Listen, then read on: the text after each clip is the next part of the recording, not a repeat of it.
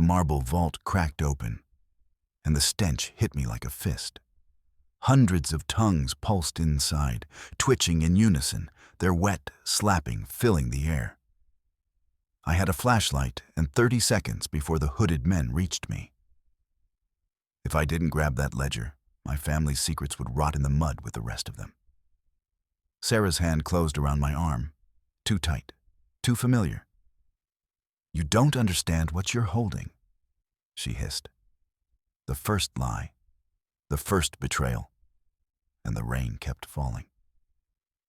Julian Sterling pressed his palm against the cold limestone of the archive wall, the scent of damp paper and ozone clinging to his skin.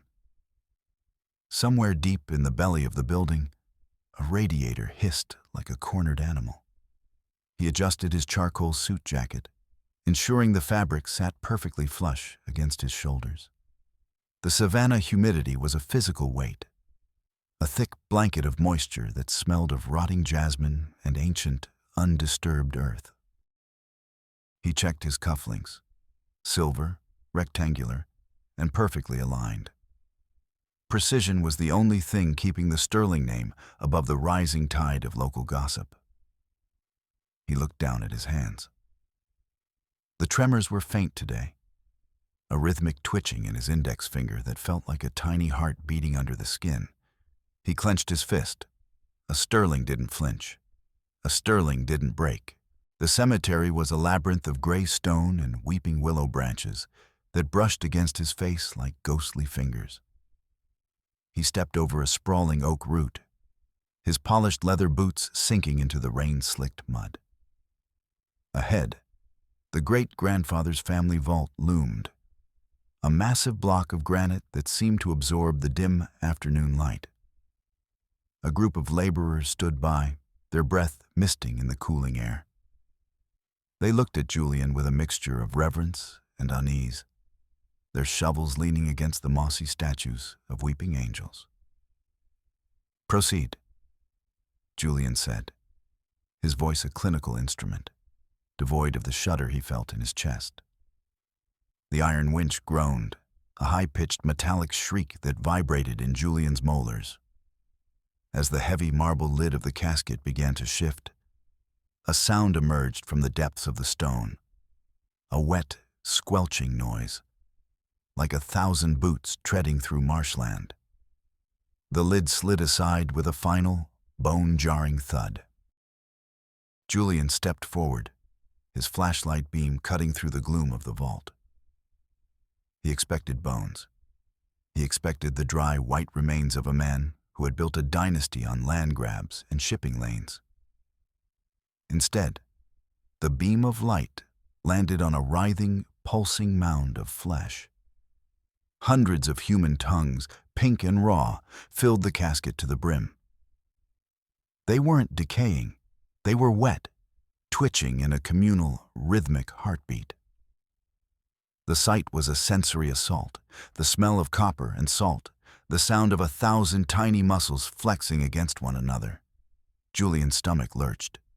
He pushed back the urge to vomit, his mind screaming that this was a biological impossibility, a nightmare made of muscle and spit.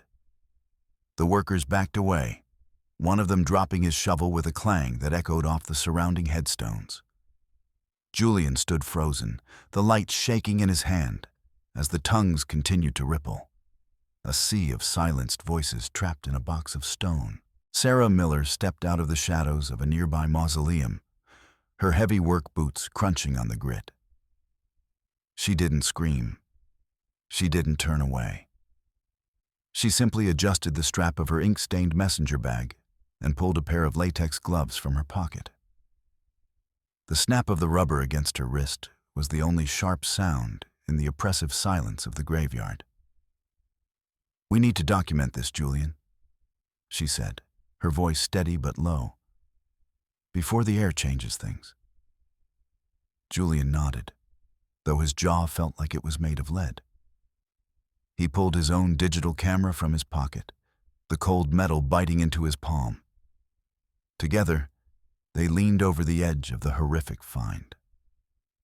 Sarah reached in with a pair of long tweezers, her movements practiced and calm.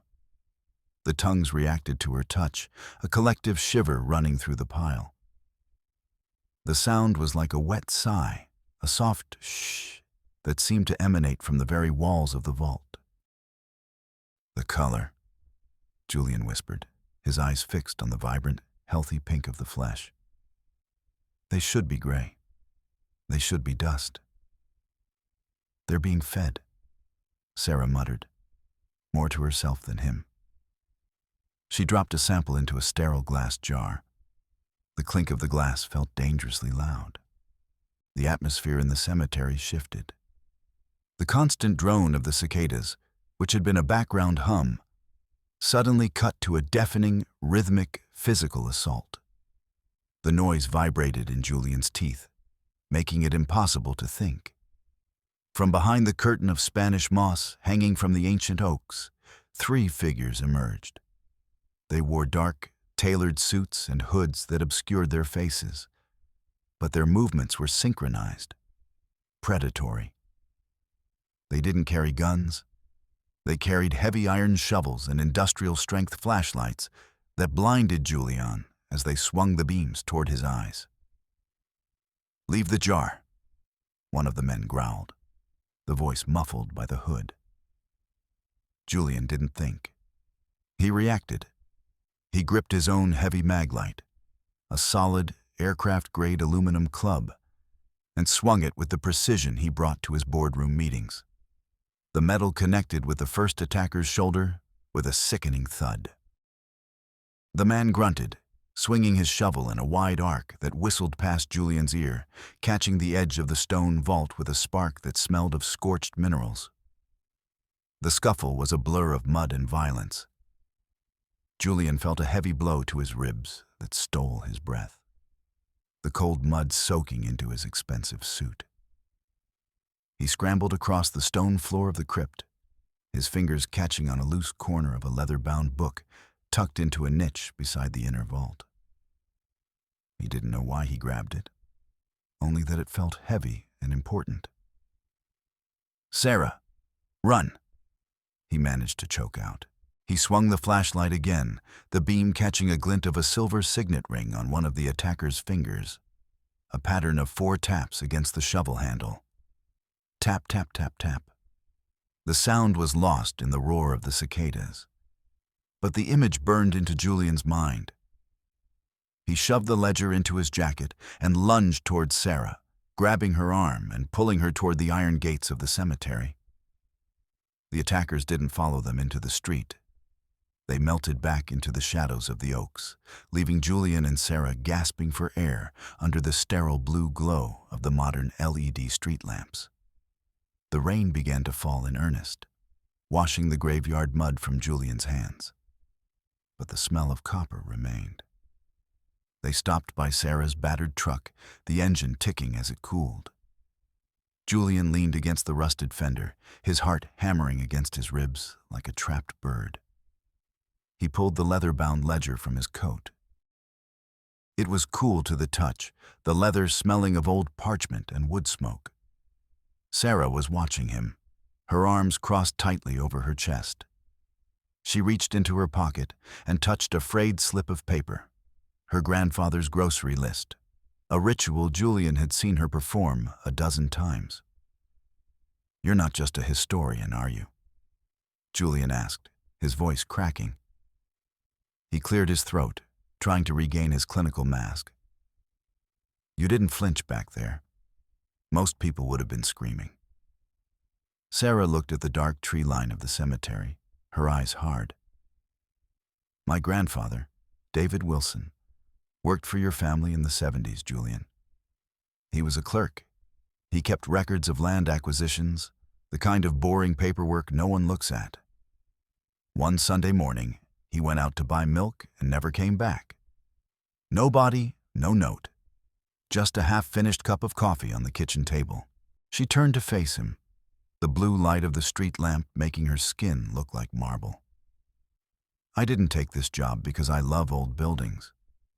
I took it because the Sterlings have been erasing people for 40 years. My grandfather was the first one to realize that you weren't just buying land. You were buying the silence of everyone who lived on it. Julian looked down at the ledger in his hands. The sterling crest was embossed on the cover, but the gold leaf was flaking away, revealing a dark, stained surface beneath. The realization hit him like a physical blow to the stomach. His father, Arthur, had always spoken of the debt and the legacy, but Julian had assumed it was corporate metaphor. Now, he felt the weight of the book, and he knew it was a catalog of crimes. "I didn't know," Julian whispered. "Does that matter?" Sarah asked, her voice cold. "The tongues are still in that box, and whoever sent those men tonight isn't going to stop until they have that book back." The Sterling Manor was a monument to false comfort. As Julian stepped through the heavy oak doors, the temperature dropped to a biting 62 degrees. The air was dry and smelled of expensive floor wax and the faint, bitter tang of wood ash. Even with the roaring fireplaces in the parlor, Julian found himself shivering. His breath misted in the air as he walked toward his father's study. Arthur Sterling sat behind a desk carved from a single piece of dark mahogany. His silver hair was slicked back so tight it looked painted on, and his eyes, cold as flint, didn't leave Julian's face as he entered. Arthur was tapping his signet ring against the desk. Tap, tap, tap, tap.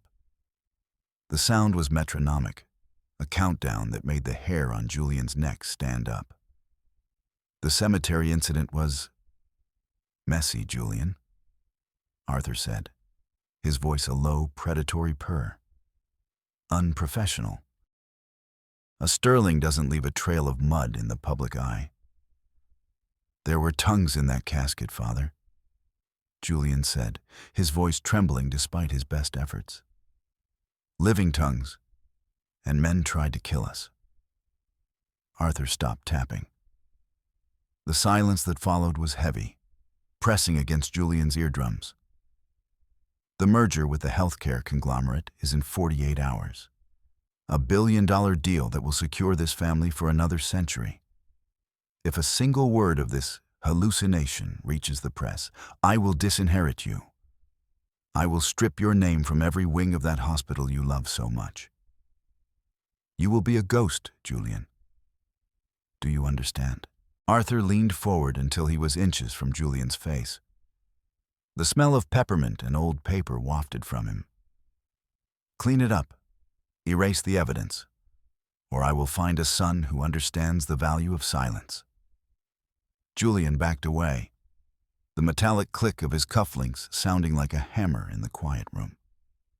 He retreated to his private office in the East Wing, a high-tech sanctuary of glass and steel. He needed to see what was in the ledger, to cross-reference the names with the corporate archives. He sat at his desk and pulled up the encrypted server. The fluorescent lights overhead flickered at a high frequency, causing a low-grade nausea to settle in his gut. He began to type, his fingers moving with surgical precision. But as he entered the first name from the ledger, David Wilson, the screen didn't show a personnel file. Instead, the monitor erupted into a chaotic sea of flickering red code. A high-pitched electronic whine vibrated through the floor, making Julian's joints ache. "What is this?" he muttered. He tried to override the system, but the keyboard was dead. A message flashed across the screen in a font that looked like dripping ink. "The debt is overdue." A heavy thud echoed through the room. Julian lunged for the door, but the electronic lock engaged with a finality that made his heart sink. The glass walls of the office, usually transparent, began to frost over from the inside. He was trapped. The air in the room turned stale, the smell of industrial bleach replaced by the unmistakable scent of damp earth and rotting jasmine.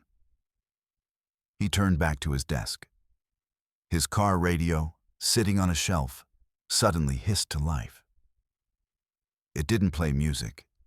It played the sound of muffled, rhythmic sobbing. 100 voices crying out at once, distorted and layered, until it sounded like the wind howling through a canyon. Julian looked at his gold watch. The second hand had stopped dead the moment he entered the room. He felt a sudden, sharp pain in his jaw, a cramp so intense it forced his mouth open. He tried to speak, but his tongue felt heavy, like a piece of wet lead. "Help," he tried to say. But the word came out as a slurred, unintelligible grunt. Panic flared in his chest. He grabbed a heavy bronze bust of Hippocrates from the corner of his desk. He didn't have time for codes or protocols. He swung the bust with all his strength against the reinforced glass of the office window. The glass shattered with a roar, the shards falling like diamonds onto the stone terrace below. Julian scrambled through the opening, the cold night air hitting his face. He didn't look back. He ran toward the manor library, the only place where he might find the physical records that the digital virus couldn't touch. The library was a claustrophobic well of books, the shelves rising to a black-painted ceiling. Julian moved through the narrow aisles, his breath coming in ragged gasps. He found the section on employee transitions and began pulling files. He found them, the witnesses. Every whistleblower, every auditor who had asked too many questions, every disgruntled clerk. They weren't just fired. They were harvested. A floorboard creaked behind him. Julian spun around. A man stood in the shadows of the history section, wearing the gray uniform of the manor's private security. But he wasn't holding a radio. He was holding a suppressed pistol, the long barrel pointed directly at Julian's chest. "The ledger, Mr. Sterling," the man said. His voice was flat, mechanical. He cracked his knuckles, index, middle, ring, pinky. Click-clack. Julian didn't wait for the shot. He dived behind a heavy oak reading table just as a soft phut sound echoed through the room. A book on the shelf behind him exploded in a cloud of paper dust. Julian scrambled on his hands and knees, the smell of old parchment filling his lungs. He reached the terrace door and threw himself outside, the silent gunfire chipping the stone doorframe behind him. He tumbled into the darkness of the gardens, his hands scraping against the gravel. He looked back at the manor, the windows glowing like the eyes of a predator. He realized then that the tongues in the vault weren't just trophies. They were a battery, a source of power that the Sterling family had been tapping into for generations. And now, the battery was demanding a new connection. His jaw cramped again, more violent this time. He felt a cold, wet sensation at the back of his throat. He reached into his mouth and felt his tongue.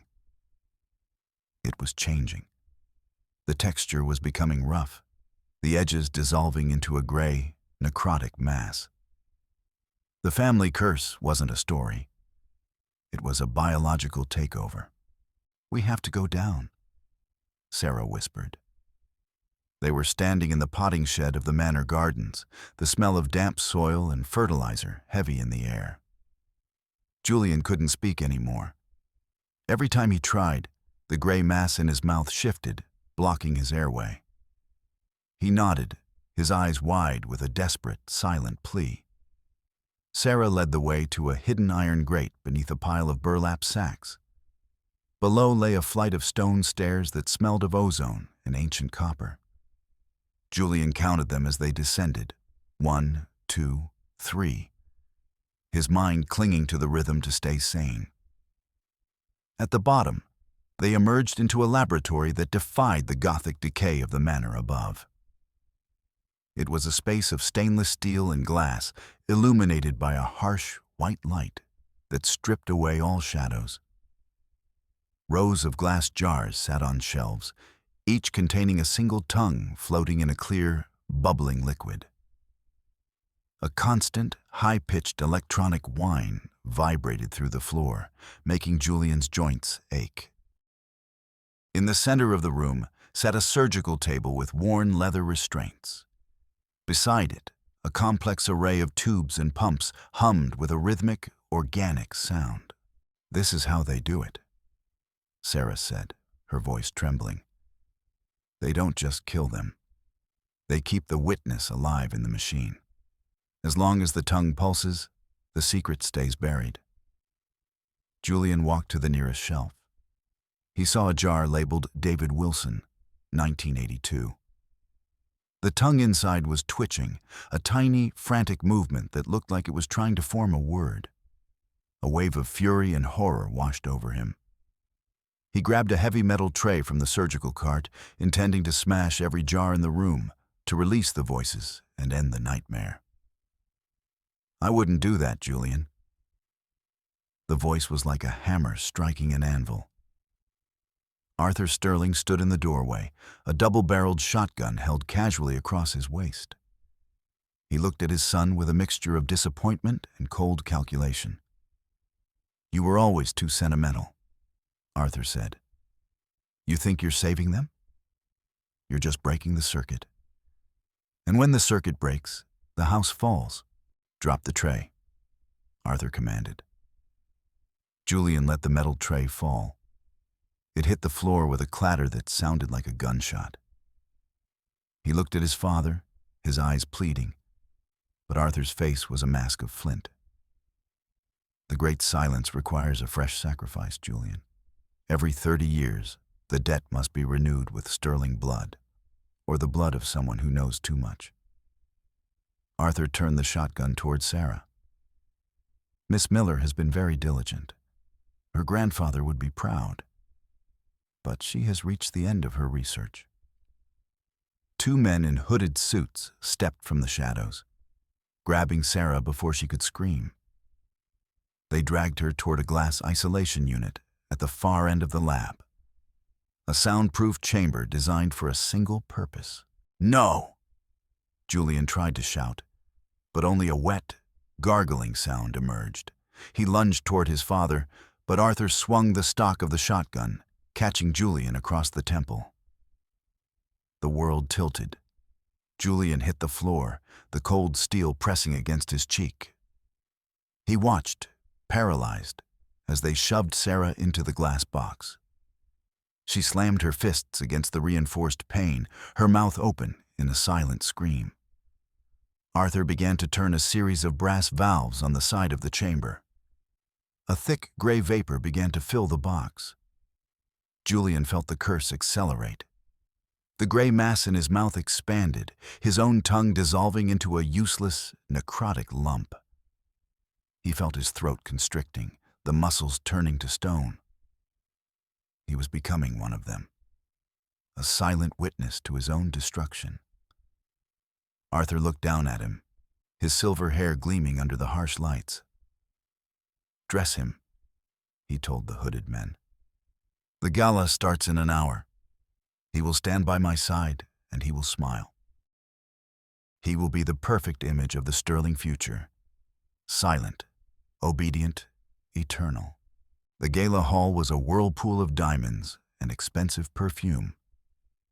100 of Savannah's elite moved through the space, their voices a low roar that masked the sound of Julian's labored breathing. He stood on the raised dais beside his father, dressed in a tuxedo that felt like a shroud. A high-collared shirt hid the gray, mottled skin of his neck. The billion-dollar merger documents sat on a silver tray between them. The cameras of the local news stations were positioned at the edge of the room, their red tally lights glowing like predatory eyes. Arthur leaned in, his voice a gravelly whisper. "One signature, Julian. Just one signature, and the debt is paid for another generation. Don't flinch." Julian looked out at the crowd. He saw the faces of the men and women who had profited from the Sterling silence. They weren't monsters. They were just hungry. And he was the meal. He felt the weight of his smartphone in his pocket. It was the only tool he had left. During the dressing process, the guards had been arrogant, assuming a mute man was a broken man. They hadn't realized that Julian had spent his life mastering the systems of the manor. With his hand hidden behind his back, Julian's fingers moved across the screen of his phone. He didn't need to see the display. He knew the sequence by heart. He bypassed the manor's security encryption, tapping into the internal feed of the laboratory below. He initiated a broadcast, not a private message, but a global override. Every screen in the gala hall, the teleprompters, the news monitors, the guests' own tablets, suddenly flickered and changed. The image of the ballroom vanished, replaced by the sterile, horrific reality of the basement. The guests gasped as they saw the rows of twitching tongues in their glass jars. They saw the glass isolation unit where Sarah Miller lay unconscious, the gray vapor swirling around her. And then they heard the sound. Julian had set the audio to maximum, the muffled sobbing, the rhythmic heartbeat of the collective, and most importantly, the recorded confession he had captured on his digital recorder in the study. Arthur's voice boomed through the hall, cold and predatory, detailing the harvest and the debt. The reaction was instantaneous. The music stopped. The guests froze, their faces distorted in the reflection of their silver spoons. Arthur spun around, his face turning a sickly shade of white. "Turn it off!" he screamed, lunging for the control panel on the dais. But it was too late. The truth was out in the air, and the air was poison to the curse. In the basement, the effect was physical. Deprived of the power of secrecy, the preservative liquid in the jars began to boil. The tongues shriveled, turning into gray ash in a matter of seconds. The great silence was breaking.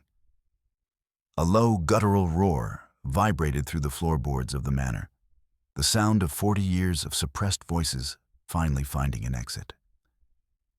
The massive oil portraits on the walls began to tear, the hidden hands of the ancestors finally revealed to be clutching nothing but dust. Arthur fell to his knees, his hands clutching his throat. He tried to speak, but only a dry, rattling sound emerged. He looked up at Julian, his eyes filled with a final, desperate hatred, before he collapsed into a heap of expensive wool and silver hair. The doors to the hall burst open. Federal agents, led by a man in a rumpled suit with a perfectly straight tie, swarmed into the room. Richard Harris didn't look at the diamonds or the champagne. He looked at the screens. "Secure the basement," Harris barked into his radio, "and get a medical team for the girl." Julian watched as they carried Sarah out of the manor. She was breathing, her eyes fluttering open. She looked at Julian, and for a moment, the hardness in her gaze softened. Julian stood alone on the dais. He touched his throat. The pain was gone, replaced by a hollow, echoing void. He tried to form a word, "Thank you," but there was nothing left to move. He was permanently, perfectly mute. The Sterling Empire was a flurry of flashing blue lights and shredding documents. The ghost had finally spoken, and in doing so, he had vanished, subverted. The federal raid was a symphony of efficiency. Julian sat on the cold laboratory floor, his back against a stainless steel cabinet, watching the agents move with practiced precision. He felt a strange sense of peace. The jars were empty.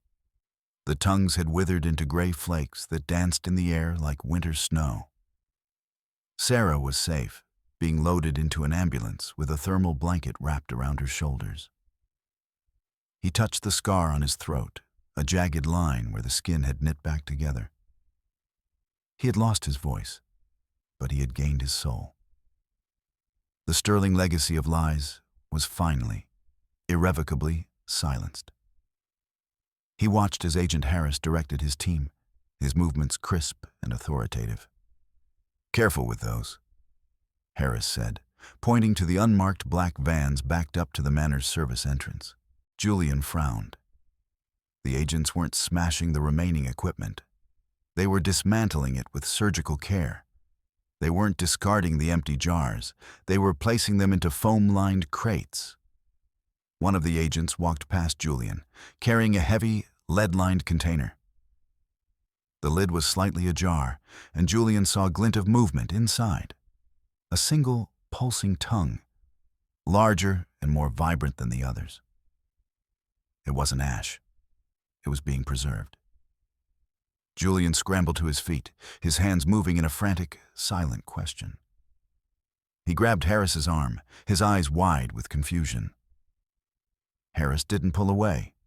He straightened his tie, 1, 2, 3, and looked at Julian with a patronizing pity. "You did a brave thing, Sterling," Harris said, his voice low. "Exposing your father took guts. But you were naive to think this was just a family business." Harris nodded toward the vans. "The government has been the Sterling's primary client for these voices since the Cold War. Do you have any idea how valuable a perfectly preserved, untraceable witness is for national security? We don't want to kill the silence, Julian. We just want to move the headquarters." Julian watched in horror as the last of the laboratory was packed away. The agents weren't liberators. They were successors. They had been waiting for the Sterlings to slip up so they could take over the franchise. Sarah wasn't being taken to a hospital. The ambulance was turning onto a private road that led to a federal airfield. The realization hit Julian like a physical blow. He hadn't ended the curse. He had simply handed the keys to a more powerful jailer. He stood in the empty, echoing basement, a man without a voice in a world that had just become much, much quieter. Julian stood in the center of the Savannah cemetery, the rain-slicked mud long since dried. The scorched, hollow vault of his great-grandfather was now a gaping wound in the earth, surrounded by yellow police tape that fluttered in the breeze. The smell of rotting jasmine was gone, replaced by the clean, sharp scent of pine. He looked at his hands. They were steady now. The tremors had vanished along with his ability to speak. He reflected on his former life, the tailored suits, the clinical detachment, the obsession with a corporate status that was built on a foundation of screams. He realized his silence was now a sanctuary. No one expected anything from a mute man. No one asked him to sign mergers or lie to shareholders. He was a ghost in his own life. And for the first time, he felt free. He had walked away from the Sterling fortune, leaving the lawyers to fight over the scraps of the estate. He didn't need the money. He needed the quiet. He turned and walked toward the gates, leaving the shadows of the weeping angels behind. Subverted. The Appalachian Mountains were a sea of gray and blue, a vast, rolling wilderness that made Julian's former life feel like a distant, insignificant dream. He had bought a small cabin on a secluded ridge, miles from the nearest paved road. The air was thin and cold, and the only sound was the wind whistling through the hemlocks. He sat on the porch in the gathering dusk, a cup of herbal tea, nothing red, never again, steaming in his hand. The silence here was absolute, a heavy, physical presence that he welcomed. He spent his days chopping wood and hiking the ridges, his body growing lean and hard. He found peace in the rhythm of the wilderness, a world where words had no value. He took a deep breath, the cold air filling his lungs. He felt a strange, fluttering sensation in his chest. He dismissed it as fatigue, but as the sun dipped below the horizon, the sensation grew stronger. It wasn't a flutter, it was a movement. A wet, rhythmic squelch behind his ribs. Julian froze. He put his hand over his heart. Beneath the skin, he felt something shifting. It wasn't a heartbeat. It was 100 tiny, wet movements, synchronized and pulsing. He tried to gasp, but his airway felt restricted. He reached into his mouth, his fingers searching for the gray, necrotic mass that had once been his tongue. But his mouth was empty. The movement was deeper. The realization washed over him with a terrifying clarity. The witnesses hadn't died when the jars were broken. They hadn't withered into ash. They were a hive mind, a biological parasite that required a host. When the machines were destroyed, they didn't vanish. They migrated. They had found a new host in the only Sterling left. Julian fell from his chair, his tea spilling onto the rough-hewn boards of the porch. He felt the tongues moving through his blood, settling into his lungs, his stomach, his very bones. They weren't silencing him. They were becoming him. He looked out at the vast, lonely mountains, the absolute quiet of the wilderness suddenly feeling like a trap. He wasn't alone in the silence. He was a vessel for every word the Sterlings had ever stolen. And as the first stars appeared in the black sky, Julian Sterling realized that the great silence had only just begun. The end? No.